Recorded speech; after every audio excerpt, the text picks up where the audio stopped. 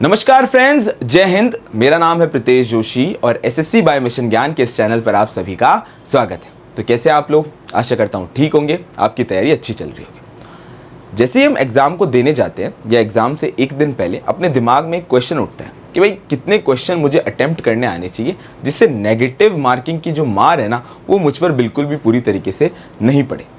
और जैसे ही एग्ज़ाम देकर आते हैं तो जहाँ पर भी हम पहुँचते हैं या हमारे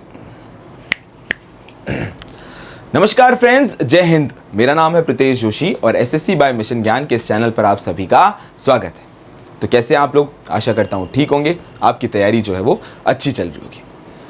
हम एग्ज़ाम से पहले अपने आप से बार बार एक प्रश्न पूछते हैं कि यार ये एग्ज़ाम तो देने जा रहे हैं पर इसमें गुड अटेम्प्ट कितने होंगे, कितने क्वेश्चंस जो है मैं अटेम्प्ट करके आऊँगा। और जैसे एग्ज़ाम देकर आते हैं अपन घर भी नहीं पहुंचते, पेन भी नहीं रखते और उससे पहले ही चाय पर चर्चा हो जाती है, नुक्कड़ पर चर्चा हो जाती है कि यार ये एग्ज़ाम जो है उसकी क्या कट ऑफ रहेगी। और बड़े बड़े समझदार लोग आप कट ऑफ के इस जाल में जो है वो आपको फंसाने की कोशिश करते हैं। और फिर अगर आपकी कट ऑफ और उनकी कट ऑफ वो जो बोल रहे हैं वो मैच हो जाती है तो आप बहुत खुश हो जाते हो, और अगर उनकी कट ऑफ आपकी कट ऑफ से मैच नहीं कर रही तो आप टेंशन में आ जाते हो कि भैया मेरा तो सिलेक्शन होगा या नहीं होगा, भगवान भरोसे। पर आप लोगों को इस कट ऑफ और गुड अटेम्प्ट के खेल से पहले एग्जामिनेशन पैटर्न और जिस तरीके से एसएससी की एमटीएस शिफ्ट्स चल रही है उनके ऊपर फोकस करना बहुत ज़्यादा ज़रूरी है। जितने भी अभी तक शिफ्ट हुई है उनसे अपन एक आंकलन तो लगा सकते हैं कि ये जो पूरा का पूरी शिफ्ट्स हैं, ये पूरा का पूरा एग्जाम है, अगर हम इसके डिफिकल्टी लेवल के ऊपर चर्चा करें तो हमें देखने को मिलता है कि पूरी की पूरी एग्जाम की जो शिफ्ट है वो ईजी टू मॉडरेट है। ईजी टू मॉडरेट, ठीक है भाई, ईजी टू मॉडरेट। जितनी भी शिफ्ट के बारे में अपन ने चर्चा करी तो हम ऑब्वियसली इसमें जानते हैं कि इस पूरे के पूरे एसएससी एमटीएस के पैटर्न पर हमें दो चीजें देखने को मिलती हैं, सेशन 1 और सेशन 2। सेशन 1 की अगर हम बात करते हैं तो हम सभी को पता ही है ये बात कि ये वाला पूरा का पूरा पार्ट जो है वो क्वालिफाइंग है। पूरा का पूरा पार्ट जो है वो क्वालिफाइंग है कि अगर आपने अप्रॉक्सीमेटली इसके अंदर 12 क्वेश्चन ठीक कर लिए, चाहे वो मैथ्स के हों या फिर रीजनिंग के हों, तो आपकी नैया पार लग जाएगी और आप इंग्लिश और जीके के अंदर अच्छे स्कोर के साथ अगर आप लाते हो तो आपका एसएससी एमटीएस के अंदर जो है वो सिलेक्शन हो जाएगा। ये बात ठीक है।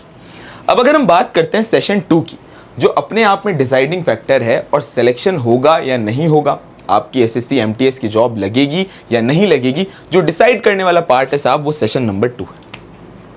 सेशन नंबर 2 की अगर हम बात करते हैं, यहाँ पर हमें गुड अटेम्प्ट का पता होना बहुत ज़्यादा ज़रूरी है। क्यों? क्योंकि एक तो नेगेटिव मार्किंग है, सेशन नंबर 1 में तो नेगेटिव मार्किंग है नहीं, सेशन नंबर 2 में हमें देखना है कि भाई यहाँ पर नेगेटिव मार्किंग है और इससे हमें समस्या जो है वो आ सकती है। तो अगर हम यहाँ पर देखते हैं कि कितना और कितने सब्जेक्ट यानी कौन कौन से पार्ट के अंदर क्या गुड अटेम्प्ट्स रहने चाहिए उसके बारे में अगर हम चर्चा करते हैं तो ओवरऑल आपको देखने को मिलता है कि सेशन नंबर 2 में अगर कोई भी स्टूडेंट जो है वो अप्रॉक्सीमेट 35 टू 40 की कैटेगरी में फॉल कर रहा है तो आप ये गुड अटेम्प्ट के तौर पर देखे जा सकते हैं। गुड अटेम्प्ट के तौर पर यहाँ पर इसको देखा जा सकता है अभी के शिफ्ट्स के हिसाब से कि भाई इतने तो आपको क्वेश्चन जो है वो अटेम्प्ट करने ही करने।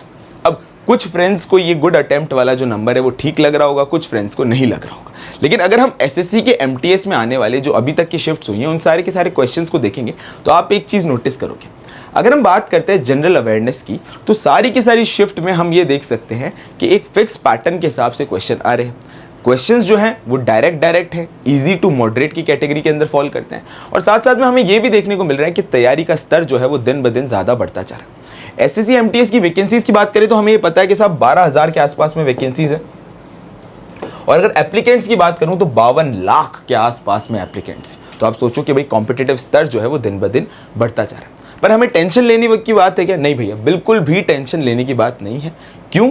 क्योंकि अगर हम एमटीएस की जितनी भी अभी शिफ्ट हो रही हैं उनके हिसाब से अभी अगर रिवीजन करें तो आप इस गुड अटेम्प्ट की कैटेगरी में बहुत आसानी से फॉल कर सकते हो।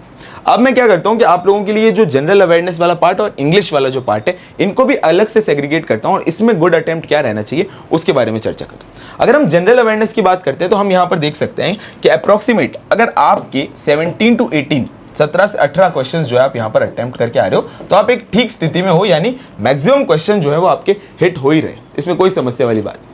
और अगर अपन बात करते हैं इंग्लिश लैंग्वेज और कॉम्प्रिहेंशन की तो यहाँ वाले पार्ट पे आप और ज़्यादा एक्सेल कर सकते हो। क्यों? क्योंकि क्वेश्चंस जो हैं वो हमें काफ़ी इजी लेवल से या इजी टू मॉडरेट लेवल पर देखने को मिल रहे हैं। यहाँ पर आप अप्रॉक्सीमेट 20 क्वेश्चन तक भी जो है वो आसान सी से गुड अटेम्प्ट की कैटेगरी में डाल सकते हो। तो अब आपको ये बात ध्यान रखनी कि साहब हमें अब आगे क्या करना है जो आने वाली शिफ्ट्स के अंदर रहते हैं। आने वाली शिफ्ट्स में मैं आप लोगों को बता चुका हूं कि अगर आपको जनरल अवेयरनेस वाले पार्ट को रिवाइज करना है तो आपको स्टैटिक जीके पे बहुत ज़्यादा फोकस करना है। कैसे स्टैटिक जीके पर? यहाँ पर हम जल्दी जल्दी से डांस कर लेते हैं, अरे डांस नहीं कर लेते, डांस पढ़ लेते हैं। जल्दी जल्दी से जो इंपॉर्टेंट अवार्ड्स हैं, इंपॉर्टेंट किताबें हैं, उनको चर्चा कर लेते हैं।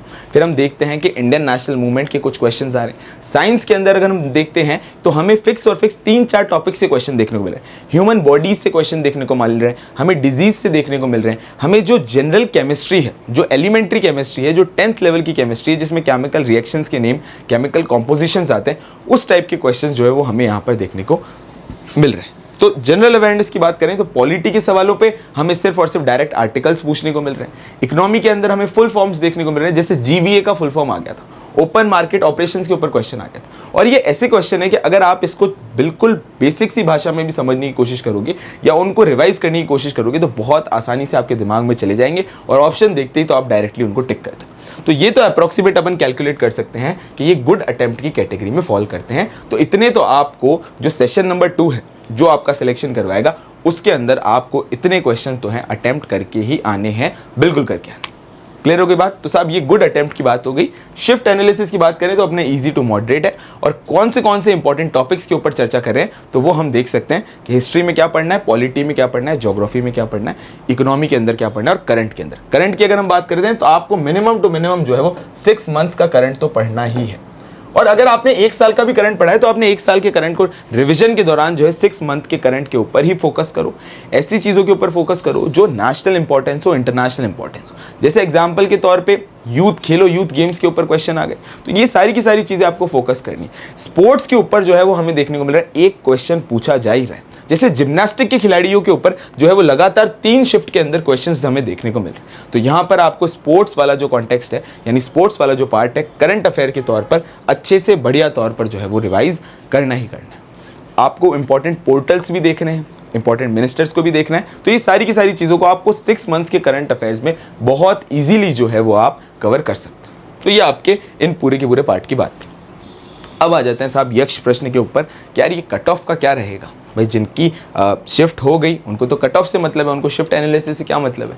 तो हम देखो कट ऑफ जो है उसका अप्रॉक्सीमेट आइडिया लेना ही अभी सिर्फ इस टाइम की जो है वो नीड ऑफ एन आवर है। तो हमें ये बात ध्यान रखनी है कि जिन भी यूआर कैटेगरी की अगर अपन बात करते हैं तो 110 से अबव वाले जो हैं वो सही स्थिति में हैं, उनकी कट ऑफ क्लियर होने के पूरे बढ़िया चांसेस हैं। पर अभी भी कह रहा हूँ कि इस कट ऑफ के जाल में नहीं फंसना है अपन को आगे वाले एग्जाम्स की तैयारी करनी है। एसएससी सीएचएसएल आ रहा है, एसएससी सीजीएल आ रहा है और मिशन ज्ञान के इस चैनल पर रेगुलरली लाइव क्लासेस हो रही हैं इन्हीं इंपॉर्टेंट एग्जाम से रिलेटेड। तो उन क्लासेस को लीजिए। भाई जैसे अगर साइंस की बात करें तो कई सारे प्रीवियस ईयर क्वेश्चन जो हैं वो डायरेक्ट हिट हुए हैं। अगर हम बात करें ज्योग्राफी की तो कई सारे क्वेश्चंस जो हैं वो वहाँ पर हिट हुए हैं। तो आप इन सारी की सारी चीज़ों को टेंशन छोड़कर शिफ्ट एनालिसिस जो रोज़ आ रहा है उनको देखना है, अपने को उनसे समझना है, उनसे पेपर पैटर्न का आइडिया लगाना है और साथ साथ में जिनका एग्जाम हो चुका है वो सीजीएल सीएचएसएल की तरफ शिफ्ट कर दो। अब सिलेक्शन लेना है और 2023 जो है वो इस साल मिशन ज्ञान के स्टूडेंट्स का साल है। तो आशा करता हूँ आपको इस सेशन अच्छा लगा होगा। मिशन ज्ञान के इस परिवार के साथ जुड़े रहिए। Thank you.